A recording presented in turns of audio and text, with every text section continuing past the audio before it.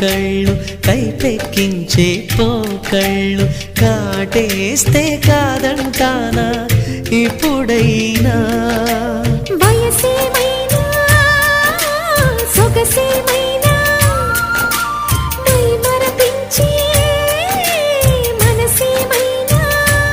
నవ్వు నవరాత్రి నీ కోసం తీసుకువస్తున్నా మైనా